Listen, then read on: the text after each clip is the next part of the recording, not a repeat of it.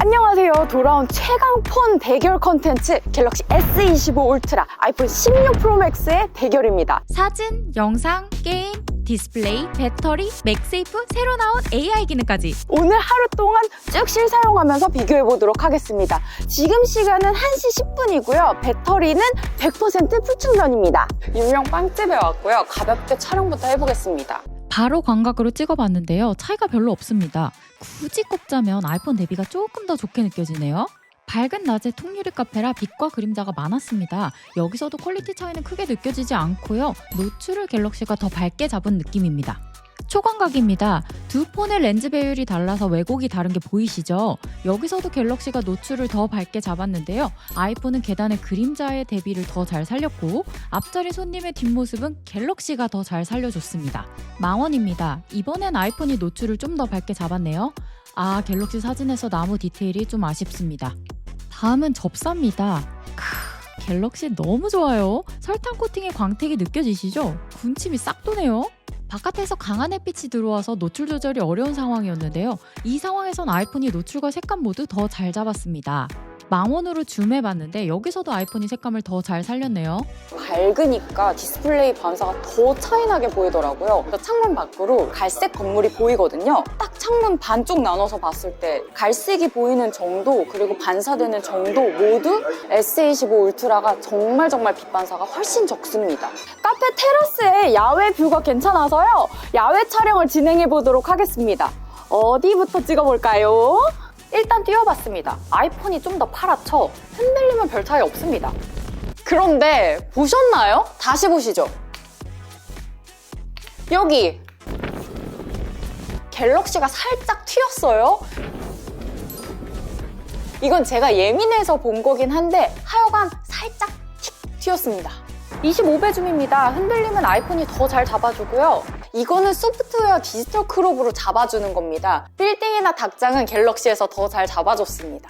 지금 야외 촬영 중인데요. 시간은 오후 3시고요. 갤럭시는 배터리 80%, 아이폰은 배터리 79% 남았습니다. 너무 추워. 제가 요즘에 핸드폰으로 롤체를 많이 하고 있는데요. 아이폰으로 롤체 하다가 갤럭시로 플레이를 해보니까요. 확실히 아이폰이 더 부드럽습니다. 이거는 GPU 차이일 수도 있고 라이엇에서 구현을 다르게 해놨을 수도 있는데요. 갤럭시로 플레이했을 때 끊김이 전혀 없었거든요. 그걸 봤을 때 그냥 구현이 좀 다르게 되어 있는 것 같아요. 게임 화면을 슬로우 걸어서 찍어보니까 그래픽 구현 자체를 두 폰에서 다르게 해놨더라고요. 갤럭시로 플레이했을 때 조금 덜 부드럽지만 S펜이 있잖아요? 그래서 실력 향상에는 갤럭시가 더 좋을 것 같습니다.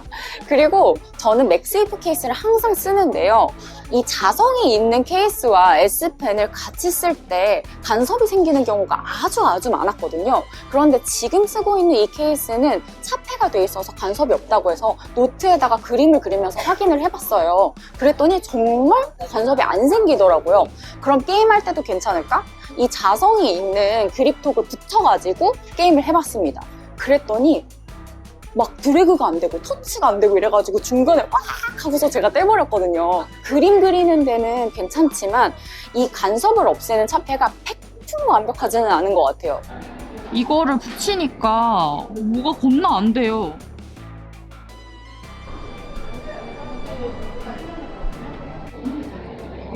내가 1등 할 수 있을 줄 알았는데 마지막에 피지컬이 딸려서. 지금 시간은 오후 5시고요. 갤럭시는 배터리 58%, 아이폰은 56% 남았습니다.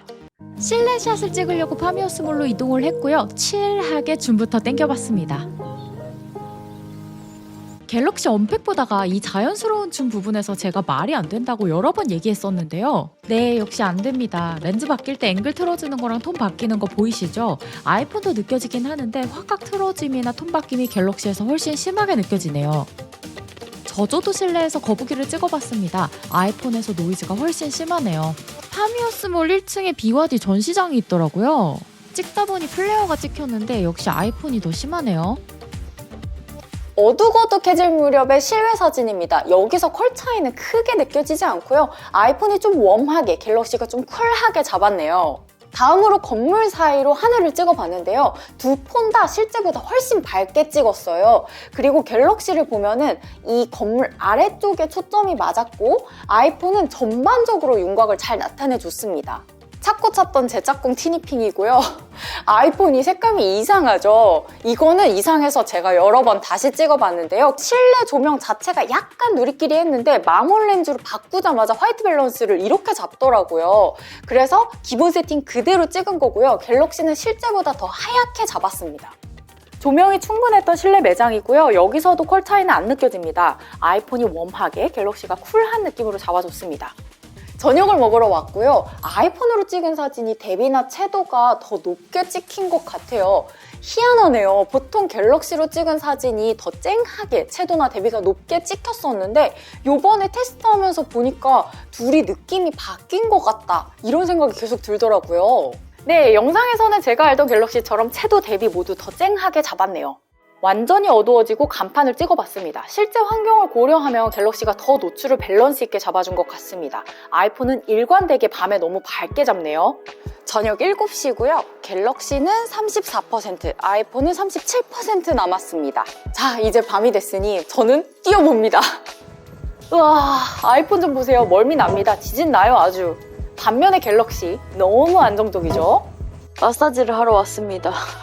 안마의자 돌리면서 넷플릭스 같은 거 한번 봐볼게요. 큰 차이 느껴지는 부분이 있는데 뭐냐면은 갤럭시에서 어두운 부분을 더 어둡게, 밝은 부분을 더 밝게 표현한 것처럼 느껴지거든요. OLED 화면처럼 검정색이 진짜 검정색처럼 보이는 느낌이에요. 그래서 화질도 더 좋아 보이고 그냥 보기에 더 좋게 느껴집니다. 그리고 추가로 지금 여기에 조명이 있거든요. 이 조명이 반사가 되면서 아이폰 화면을 보면 눈이 굉장히 피곤해요. 제가 만약에 캄캄한 방에서 봤다면 못 느꼈을 것 같은데 이런 환경에서는 확실히 갤럭시 디스플레이로 보는 게 눈이 편안하고 디스플레이 자체도 더 좋아 보이네요. 보기도 좋고. 지금 시간은 9시고요. 갤럭시 10%, 아이폰 10% 나왔습니다. 너무 추워요. 말이 안 나와. 이번에는 아까보다 훨씬 어두운 상황으로 와서 조명까지 들고 뛰어보겠습니다. 아이폰 보세요. 고스트랑 손떨방이 아주 대단합니다. 난리가 나요. 다음으로 슬로우 모션을 찍어봤습니다. 부드러움은 둘 다 부드럽게 잘 표현이 됐는데요. 아이폰이 빛 번짐이나 플레어가 훨씬 심하네요. 실내 슬로모에서는 둘 다 부드럽게 큰 퀄 차이 없이 찍혔고요. 같은 상황이지만 아이폰은 플리커가 느껴지고 갤럭시가 노출을 더 잘 잡긴 했네요. 야간 인물 사진입니다. 광각으로 찍었고요. 아이폰이 쿨하게, 갤럭시가 웜하게 바뀌었네요. 자, 같은 포지션에서 렌즈만 망원으로 바꿨습니다. 그랬더니 아이폰이 웜하게, 갤럭시가 쿨하게 바뀌었습니다. 그리고 아이폰이 이전과 다르게 노출을 더 어둡게 잡았고요. 사진을 보면 밝아 보이지만 앞에 영상에서 보셨듯이 이 장소가 빛이 하나도 없는 엄청 캄캄한 상황이었거든요. 사진을 찍었을 때 처리가 어려운 환경이 맞습니다. 아이폰 사진을 보시면 몸통이 약간 블러 처리된 것처럼 뿌연데요. 이 와중에 얼굴은 이악 물고 살려냈어요. 이게 후처리로 하는 건데 얼굴 처리가 굉장히 우선순위에 있다는 거죠. 갤럭시를 보시면요. 전체적으로 윤곽을 다 잘 잡았어요. 근데 얼굴이라고 특별히 더 잘 잡지는 않았습니다. 그래서 얼굴만 비교해보면 아이폰이 완전히 뚜렷하죠. 야간 초광각입니다. 아이폰이 확실히 밤에 전반적으로 밝게 표현하는 경향이 있고요. 두 폰 렌즈의 배율이 달라서 화각이 좀 다릅니다. 그리고 여기서도 아이폰은 멋지게 고스트 현상이 나타나서요. 저는 처음에 별인 줄 알았어요. 앵콜입니다. 더 선명히 보여드리는 플레어. 거의 위아래로 2개씩 등을 들고 있는 것 같아요. 자, 카메라 정리해보자면요. 폰 카메라잖아요. 이미 일상생활에서 쓰기엔 둘 다 차고 넘치게 좋습니다. 그래도 조금 더 깊게 들어가 보자면요. 두 폰 다 자연광이 충분한 환경에서는 거의 입문용 카메라 수준을 흉내낼 정도로 좋았습니다. 문제는 야간 촬영입니다. 아이폰의 경우 빛 번짐이나 플레어 현상이 너무 심해서 촬영하면서 짜증이 날 정도였고요. 장점은 아주 인물 특화적인 카메라라는 겁니다. 그 어떤 어려운 상황에서도 인물만은 꼭 잡아내더라고요. 갤럭시는 가끔 이상하게 노출을 밝게 잡는 현상이 보였는데 이거는 소프트웨어 안정화가 되면 좋아질 거라고 생각이 들고요. 가장 큰 장점은 플레어나 빛반사가 거의 안 보이다시피 하고 노출을 사실적으로 잡는다는 점이었습니다. 다음으로 영상 얘기를 하자면요. 빛이 충분한 환경에선 좋습니다. 그냥 좋아요. 약간의 톤 차이가 있기는 한데 이마저도 둘이 닮아가면서 그냥 상향평준화가 되는 방향으로 가는 것 같아요. 그런데 역시나 야간이 문제입니다. 야간 촬영이 센서에게 굉장히 어려운 일이거든요. 거기다가 그 제한된 데이터를 가지고 소프트웨어를 처리하는 것도 또 어려운 일이고요. 이 과정에서 플레어나 빛번짐, 손떨방 모두 갤럭시의 승입니다. 다만 아이폰은 그 어떤 상황에서도 얼굴만은 어떻게든 매끄럽게 처리를 해주더라고요. 이 점을 리스펙해줘야 될 것 같습니다. 자, 그럼 도대체 뭐가 좋으냐? 저도 궁금해서 만들어봤습니다. 이기릿이 만든 블라인드 테스트 서비스. 이번 명절에 주야로 7일 동안 매달려가지고 만들었어요. 진짜 힘들었는데 이게 웹으로 만든 거라서 폰으로 하시면 좀 불편한 점이 아직 있습니다. 그러니까 가능하면 PC로 하시는 거를 추천드리고요. 여기 왼쪽에서 사진이나 동영상 대결을 선택해서 투표를 하실 수 있고요. 투표 중간에 투표 끝내고 결과 보기를 누르시면 언제든지 끝내실 수 있어요. 투표하고 나서는 상단에 있는 공유하기 버튼을 이용해서 주변에다가 공유를 할 수도 있거든요. 현재까지 베타로 주변 지인들한테 시켜봤는데요. 총 737회 정도 투표가 됐어요. 제 주변 지인들 기준 30대 남성은 갤럭시가 약소하게 앞서는 결과가 나왔고요. 20대 여성은 아이폰이 약소하게 앞서는 결과가 나왔더라고요. 저는 완전히 중립, 딱 잘라가지고 반반이 나왔습니다. 다음 카메라 심층 리뷰 영상에서는 여러분의 투표 결과도 들여다보려고 합니다. 어떤 버그가 있을지 좀 두렵긴 한데 엄청 고생해서 만들었으니까요. 투표 서비스 많이 이용해주시면 좋겠고요. 구독하시고 다음 영상도 보러 와주세요. 자, 이제 AI 얘기를 해보도록 하겠습니다. 갤럭시에는 이번에 구글의 제미나이가 들어간 거를 대대적으로 홍보를 했습니다. 애플에는 오픈 AI의 챗 GPT가 붙어있죠. 그러면은 얘네 둘이 뭐가 다르냐? 비교를 어떻게 해야 되느냐? 못합니다. 왜냐면 애플 인텔리전스 같은 경우에는 영어로 하면은 꽤 잘 돼요. 제가 써봤는데 이것저것 다 잘 되더라고요. 그리고 챗 GPT에도 붙여가지고 굉장히 유용하게 쓸 수 있습니다. 그런데 지금 한글이 안 돼요.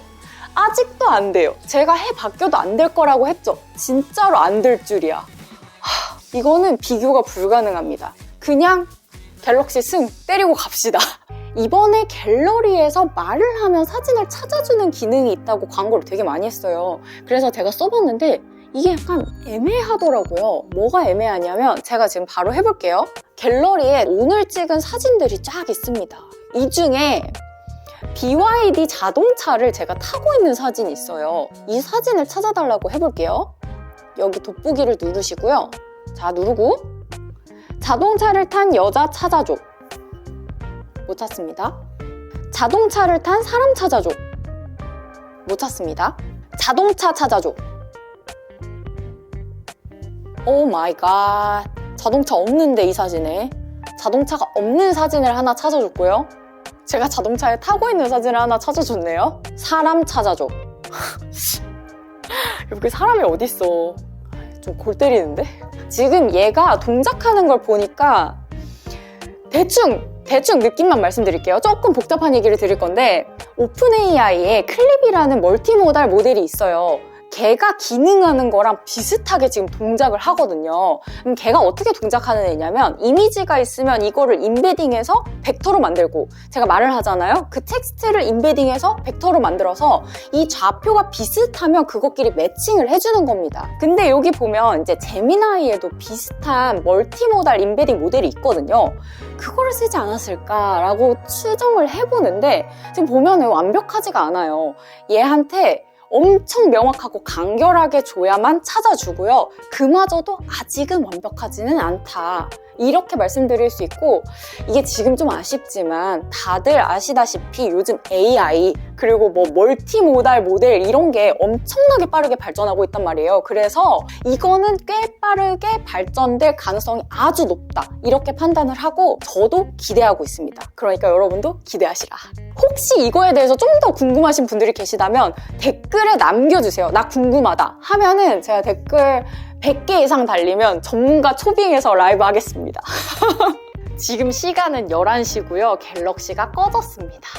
아이폰은 5% 남았습니다. 그럼 아이폰까지 꺼트린 다음에 충전을 해보도록 하겠습니다. 충전은 대결로 안 할 겁니다. 왜냐면은 제가 이게 궁금해서 테스트식으로 해볼 거예요. 이게 뭐냐면 이번에 애플에서 새로 나온 맥세이프 공식 충전기입니다. 최대 25W까지 충전을 지원하는 모델이라고 해요. 그래서 이거 쓰면 진짜로 더 빨리 충전되는지 너무 궁금해서요. 이번에 테스트를 해볼 거고요. 얘네 둘도 달라요. 아이폰 같은 경우에는 안에 마그넷이 들어있단 말이에요. 얘는 안 들어있고 하니까 어쨌든 아이폰은 무선으로 공식 최대 25W까지 고속 충전을 지원하고요. 갤럭시 같은 경우에는 패스트 와이어리스 찰지 2.0이라는 규격으로 10에서 15W 사이로 충전이 된다고 합니다. 근데 이 충전기, 맥세이프 충전기가 최대 25W 충전이잖아요. 그러면 이걸 쓰면 15W짜리 충전기보다 좀 더 빨리 충전될까? 이것도 궁금하고, 얘가 25잖아요, 최대? 진짜 전에 15W짜리보다 더 빨리 충전될까? 이것도 궁금하단 말이에요. 그러니까 한번 해보도록 하겠습니다. 그리고 갤럭시 같은 경우에는 이번에 C2 무선 충전에 완벽하게 호환되는 마그네틱 프로파일 MPP를 공식 액세서리 제조사들을 통해서 지원을 합니다. 그래서 제가 그 중에 한 군데인 슈피겐의 케이스를 끼워놨고요. 그러니까 아주 정확하게, 이게 충전 효율이 굉장히 중요한 거 아시죠? 아주 정확하게 충전이 될 거라는 거 말씀드리면서 무선 충전 들어가 보도록 하겠습니다. 지금 시간은 11시 58분이고요. 드디어 아이폰이 꺼졌습니다. 갤럭시는 1시간 정도 충전을 했는데 40% 정도 충전이 됐네요. 그리고 제가 충전되는 걸 보니까 10에서 15W 수준으로 충전되는 게 아니고 한 6.5W에서 18W, 거의 20W까지 왔다 갔다 하면서 충전이 되더라고요. 이거는 아마도 온도랑 관계가 있을 것 같아요. 온도가 너무 올라가면 조금 충전 속도를 낮췄다가 떨어지면 다시 올리고 이렇게 하면서 제가 봤을 때는 낮은 온도에서는 거의 17W 정도를 유지하면서 충전이 되는 것 같습니다. 지금 시간은 1시고요. 아이폰이 64% 충전이 됐습니다. 충전된 결과를 보면요. 갤럭시는 30분 충전했을 때 20%, 아이폰은 30분 충전했을 때 38%가 됐습니다. 거의 2배 정도 차이가 나죠. 그리고 1시간 충전했을 때 갤럭시는 40%, 아이폰은 64%가 됐습니다. 이제 2배 차이는 안 나죠. 이거는 충전되는 와트 수를 보면은 딱 알 수 있는데 초기에 와트 수가 딱 2배 차이가 나요. 아이폰은 30W까지 나왔고요. 갤럭시는 한 15W에서 17W? 이 정도가 나왔습니다. 그러니까 초기에는 2배 정도 차이가 나는 게 맞고 30분이 지나면 아이폰도 30W 수준이 아니라 한 15W, 14W 수준으로 떨어져서 유지가 되더라고요. 그러니까 뒤에 30분은 2배 차이가 안 나는 게 맞아요. 공식 맥세이프 1 충전기로 했을 때는 한 15W도 유지가 그렇게 스테디하게 안 됐었거든요. 확실히 뭔가 발전이 있기는 있었던 것 같아요. 그리고 이제 충전 다 했으니까 배터리 부분에 대해서 좀 말씀을 드리고 싶어요. 다른 리뷰들 보시면 아마 갤럭시 배터리가 엄청 오래 가는 걸 많이 보셨을 거예요. 그거는 배터리 테스트를 할 때는 보통 조건을 완벽하게 갖춰놓고 합니다. 저도 디스플레이 밝게 쓰는 앱, 플레이데이 동영상 이런 것까지 완벽하게 컨트롤을 하는데요. 저는 실사용 비교 리뷰잖아요. 그렇다 보니까 이 앱도 썼다가 저 앱도 썼다가 안에 들어갔다 나왔다가 추운데 갔다가 주머니에 넣었다가 꺼냈다가 이렇게 하면은 디스플레이가 계속 꺼졌다 켜졌다 꺼졌다 켜졌다 이러잖아요. 그러면 자동 밝기 조절이 켜져 있을 때 두 폰이 세팅이 다르더라고요. 이거는 제조사의 세팅 차이가 분명히 있다고 보여요.